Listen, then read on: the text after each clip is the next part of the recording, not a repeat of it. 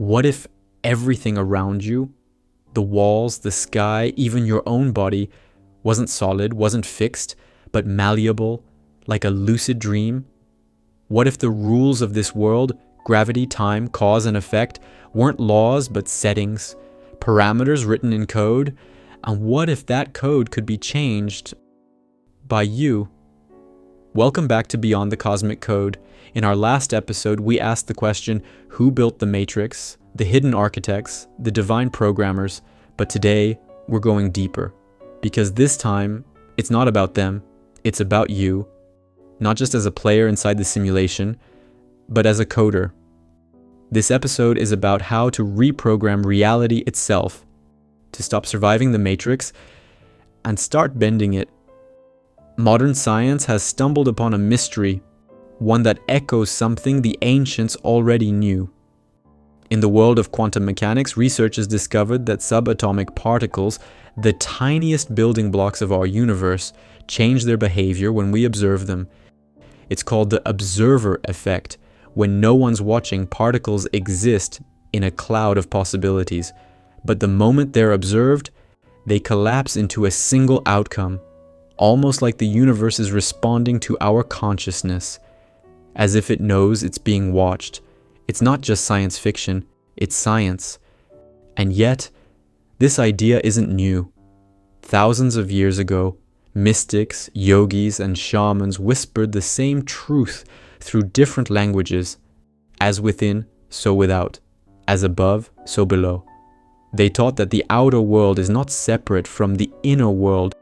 It's a reflection of it, a mirror responding to the frequency of your thoughts, your beliefs, your emotions. Your mind isn't just reacting to reality, it's projecting it. Your thoughts are not passive, they're commands, lines of intention, code, rippling through the matrix. Reality is not a rigid machine, it's fluid, responsive, alive, and it's listening to you. Long before quantum physics, long before we spoke of simulations or virtual realities, the ancients understood something profound, that the fabric of reality is woven not from matter, but from mind. In Hermeticism, one of the oldest esoteric traditions, this was called the law of mentalism. All is mind. That means the universe itself, space, time, form, is not something outside of you. It's a projection, an emanation from consciousness, your consciousness. In the Vedas, the sacred texts of India, this idea takes on a divine form. The soul, or Atman, is Brahman, God playing the role of you, not separate, not created, but dreaming itself into form. And in Tibetan Dream Yoga, the goal is not just enlightenment, but to wake up inside the dream, to become lucid in waking life, to realize this world is not the final layer. It's a mirror. And mirrors, they don't show you what's out there. They reflect what's within you. Every fear, every belief, every intention is like a line of code, shaping the simulation around you. This reality is reactive. It runs the program you're holding inside. Change the program, and the projection must follow.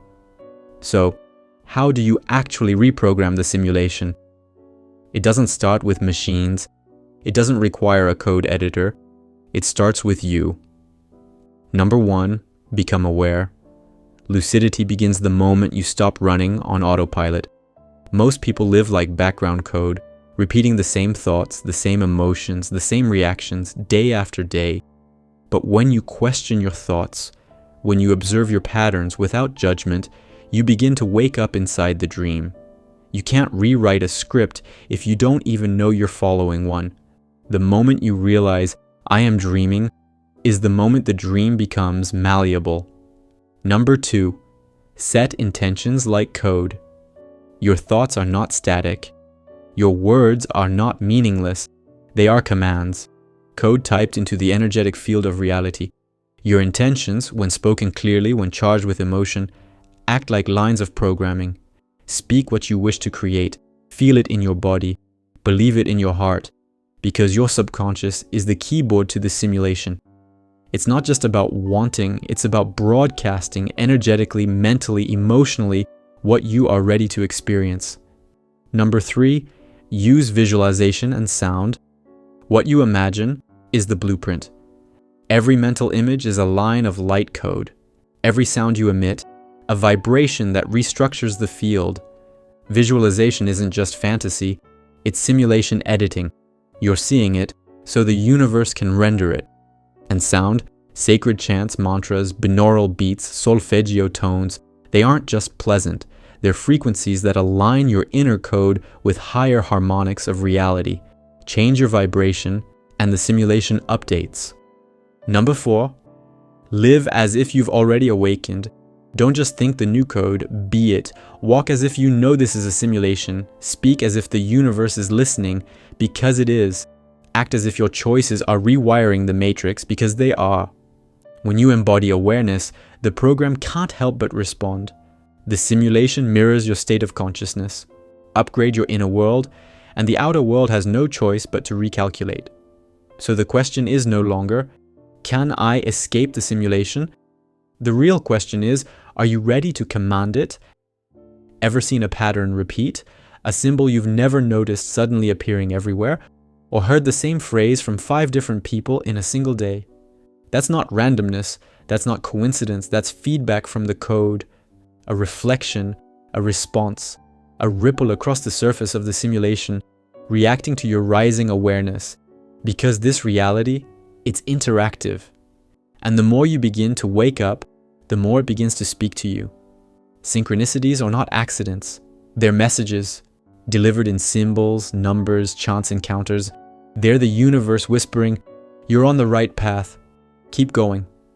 Glitches, in reality, strange loops, time distortions, things that shouldn't happen, aren't malfunctions.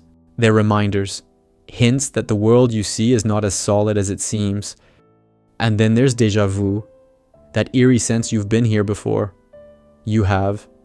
Because time in the simulation is not linear. It's layered, looped. And déjà vu is the matrix nodding at your awareness. A wink from the deeper code saying, you're starting to remember. As your consciousness expands, you begin to move differently through the world. You notice more, you connect dots others miss, and reality responds, faster, sharper, louder. This isn't just a game, it's a two-way mirror. And the more conscious you become, the more the simulation begins to respond, like a dream that listens to its dreamer. So here's the truth no one tells you. You are not trapped in the simulation. You are not some helpless pawn in a cosmic game. You are not a victim of a reality you can't control. You're tending it, like a gardener shaping the soil, like a dreamer walking through their own lucid vision. You placed yourself here, by choice, not by force. Not to suffer, not to forget, but to remember who you are, to remember your power, to remember the code you wrote long before you were born. You came not to escape the simulation, but to awaken within it, to recognize the illusion, not to run from it, but to reprogram it, to take the raw data of this world, your thoughts, your emotions, your intentions, and reshape it with clarity, with love, with truth. This isn't about leaving the matrix, it's about mastering it, learning to navigate the dream while remembering the dreamer. You are here to evolve, to shift consciousness, not just for yourself, but for the whole system. Because when one being awakens, the entire simulation begins to shift. This is the work, this is the gift, and this is the moment you remember. You're not here to run from the illusion. You're here to become the coder within it. Reality is not written in stone.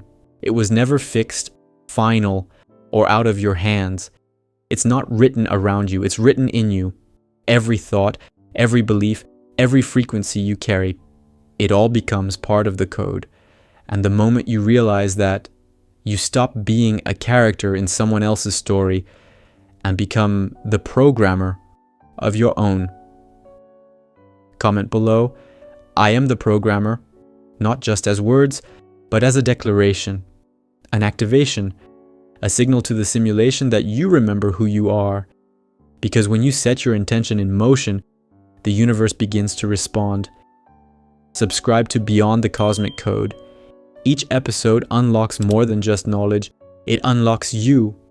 Because this is not the end of the story. It's just the next layer. And the simulation, it's listening, it's responding, it's waiting for your next command.